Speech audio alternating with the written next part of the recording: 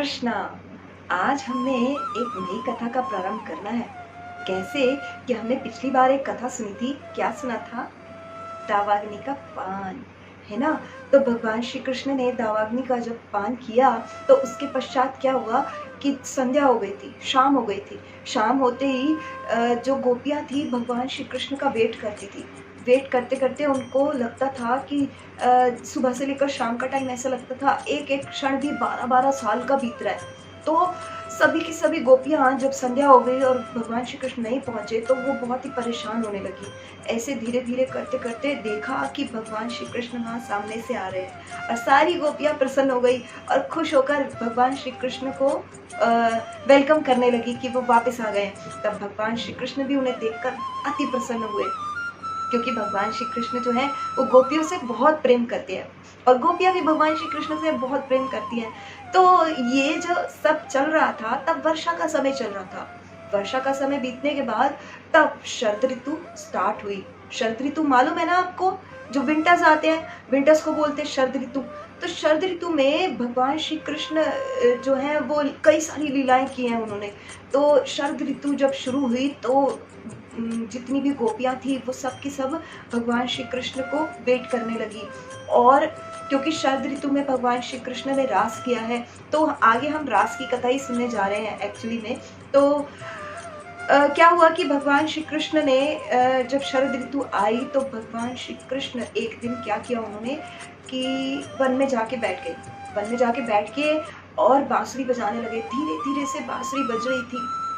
अब सारी गोपियां परेशान कि भगवान श्री कृष्ण रात में बांसुरी बजा रहे हैं, वो भी वन में जाके, और हम करें तो करें क्या। क्योंकि गोपियां जो थी वो नॉर्मल लेडीज ही थी। वो क्या करती, कोई अपने बच्चे को दूध पिला रही थी, कोई अपने पति को सर्व कर रही थी, कोई अपने माता पिता को खाना खिला रही थी, कोई कुछ ना कुछ रात्रि के समय कार्य कर रही थी। अब क्या करें। अब भगवान श्री कृष्ण ने तो बांसुरी बजा दी। अब बांसुरी बजाई तो राधा रानी और जो गोपियां थी वो सारी विकल हो उठी। वो ये सोचने लगी कि कैसे जाएंगे हम, कैसे हम भगवान श्री कृष्ण के पास जाएंगे। तो सारी की सारी ये सोचने लगी कि कैसे जाएं कैसे जाएं कैसे जाएं। और सभी के सभी ने क्या किया, सबसे पहले तो श्रृंगार करना शुरू किया। जब गोपियां श्रृंगार करने लगी तो वो बांसुरी की धुन से इतनी मग्न हो चुकी थी उनकी, उनको ये नहीं पता लग रहा था कि काजल को वो होठों पे लगा रही थी और लिपस्टिक को गालों पे लगा रही थी और जो लहंगा है उसे ऊपर पहन रही थी। यानी सब कुछ उल्टा पुल्टा कर रही थी, सब कुछ उल्टा पुल्टा कर रही थी। क्यों? क्योंकि जो गोपियां थी जब भगवान श्री कृष्ण की बांसुरी को सुनती थी तो उन्हें ये मालूम चल जाता था कि कृष्ण हमें बुला रहे हैं। और जब कृष्ण बुलाते थे तो सारी गोपियां दौड़ी दौड़ी दौड़ी भगवान श्री कृष्ण के पास पहुंच जाती थी। इसी प्रकार रूप गोस्वामी जी उपदेशामृत में बताते हैं कि हमें भक्ति के कुछ नियमों का पालन करना चाहिए जिससे कि भक्ति हमारी बनी रहे। वो क्या होती है, जैसे कि गोपियां थी वो क्या करती थी कि हमेशा उनका उत्साह बना रहता था। उसमें उपदेशामृत में एक श्लोक आता है, उत्साह निश्चय धैर्य तत् तत् कर्म परिवर्तना। तो ये जो श्लोक है ये रूप गोस्वामी ने इसी बात को लेकर बताया है कि जब जैसे गोपियां थी उनके अंदर हमेशा उत्साह बना रहता था, कैसे कृष्ण से मिले, कैसे हम भगवान श्री कृष्ण से प्रेम करें, कैसे हम उनके चरणों में हमेशा उनके चरणों की धूल को प्राप्त करें।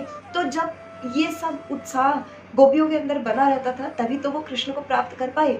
अगर यही उत्साह हमारे अंदर भी बना रहे तो हम भी भगवान श्री कृष्ण को प्राप्त कर सकते हैं। परंतु हम इस चीज़ को ट्राई नहीं करते हैं, हम लोग कभी कोशिश नहीं करते हैं। अगर हम भी कोशिश करें कि यह उत्साह हमेशा बना रहे, हमेशा हमारे अंदर ये उत्साह रहे कि हम कैसे भगवान श्री कृष्ण को सर्व करें, यही भाव था गोपियों का और यही भाव हमारा होना चाहिए कि हम किस प्रकार भगवान श्री कृष्ण को सर्व करें। जब गोपियां वंशी की धुन से मोहित होकर वन में पहुंची तब उन्होंने देखा कि जहाँ जहाँ से भगवान श्री कृष्ण और बलराम जी निकले हैं वहाँ लाल लाल कुमकुम गिरा हुआ है। वह गोपियां जो अपने पति से संतुष्ट नहीं हो पाती थी वो भगवान श्री कृष्ण के चरणों से गिरे हुए उस कुमकुम को अपने मुख पर, अपने तन पर लगाती और संतुष्ट हो जाती और वो बहुत ही अंदर से संतुष्ट महसूस करती।